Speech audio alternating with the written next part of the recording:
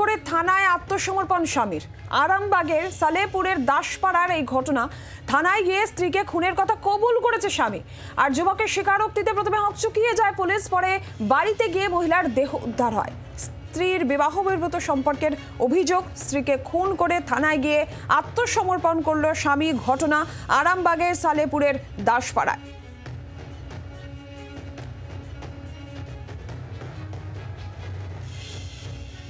সকালবেলা উঠে শুনি। কি শুনলেন? কি শুনলেন? এই যে মেরে দিয়েছে। কে মেরে দিয়েছে? কে মেরে দিয়েছে? যার সেই মেরেছে। প্রায় দিনই কি অশান্তি হতো? অশান্তি হতো, ও তো চলে গেছিল, মিলন মহারাজ শুনে চলে গেছিল। কে চলে গেছিল? ও মেয়েটা, আপনার বৌমা? হ্যাঁ। এই ফোন করে নিজেই ঘরকে এলো। আচ্ছা। এসে এবার তার কাছে আবার যাবে বলছে। সকাল হয়ে গেছে, এবার আমি উঠিনি বলে আমাকে বলছে ডাকছে, বলছে উঠো, ঘর খুলো না। আমি কি হয়েছে? বলছে মেয়ে নাকি বলছে মেরে দিয়েছে, দিয়ে এইটুকুনি আমরা জানি। কি করে মেরেছে, কখন মেরেছে এবার এটা তো আমরা বলতে পারবো। মানে ঘর খুলে কি দেখলেন? ঘরের মধ্যে কি অবস্থায় আছে? ঘর খুলি না, এই পুলিশ এসে ঘর খুললো। ছেলে দুটো মায়ের কাছে, মানে মা মেজতে শোয়ানাতে দেখছি। আচ্ছা। আর ছেলে দুটো খাটেতে শুয়ে রয়েছে, ওরা হয়তো ঘুমোচ্ছিল, ওদিকে তুললো।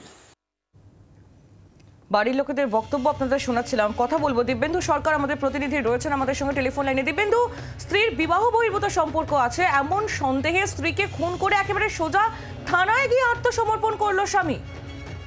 হ্যাঁ দেখো আইলি, এই ঘটনাটা একদম আরামবাগে এই প্রথম বলেই মনে হয়। কারণ যখন সে ভোরবেলা সকালে থানায় গিয়ে হাজির হয়েছে এবং পুলিশের কাছে বলেছে যে আমি নিজের স্ত্রীকে খুন করে এসেছি, পুলিশের কর্তা আরামবাগ থানা আইসি তো নিজে হতবাক হয়ে যায় যে তুমি ঠিক বলেছো না ভুল বলছো। সে বলছে না ঠিক বলেছি। সঙ্গে সঙ্গে তড়িঘড়ি আরামবাগ থানা আইসি ব্যাপক পুলিশ বাহিনী পাঠায় বাড়িতে এবং দেখে সত্যি তার ঘরে তার নিতার দেহ পড়ে আছে। সঙ্গে সঙ্গে তাকে সেই দেহ উদ্ধার করে ময়নাতদন্তের জন্য পাঠানো হয় আরামবাগ মেডিকেল কলেজ এবং হাসপাতালে। কিন্তু কেন এই খুন, যেটা আমরা জানতে পেরেছি যে স্ত্রীর বিবাহিত সম্পর্ক এবং অন্য পুরুষের সঙ্গে তার সম্পর্ক, এটা তার জানাজানি হয়। প্রায় 15 বছর আগে তার বিয়ে হয়, তারপরও তার এক সন্তান, এক মেয়ে আছে। এরপরও সে অন্য পুরুষের সঙ্গে আসক্ত, সেটা সে স্বামী বলেছে এবং স্বামী যেটা সহ্য করতে পারেনি। এবং সেখানে গতকাল যে মা বলেছে যে অশান্তি হয়েছিল, ছেলেও তা বলেছে যে অশান্তি হয়েছে।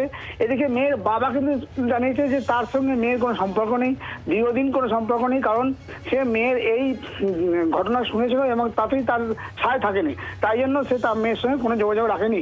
কিন্তু এই আরামবাগের সালেপুরে দাসপাড়ায় যে ঘটনাটা ঘটেছে সেটা একটা মানে মর্মান্তিক ঘটনা এবং হতবাক করা ঘটনা। কারণ এই প্রথম হয়তো আরামবাগ থানায় এই ধরনের একটা ঘটনা ঘটেছে যে নিজের স্ত্রীকে মেরে শ্বাসরোধ করে।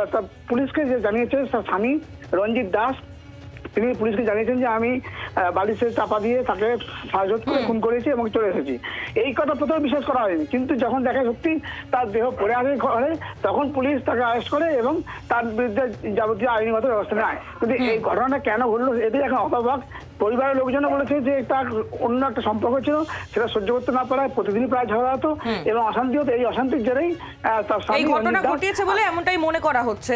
নজর রাখো দিব্যেন্দু, পুলিশ তদন্ত ইতিমধ্যেই শুরু করেছে, সেদিকে আমাদের নজর থাকবে। আপাতত ধন্যবাদ তোমায়। বাংলার আওয়াজ, বাঙালির আবেগ, জি 24 ঘন্টা।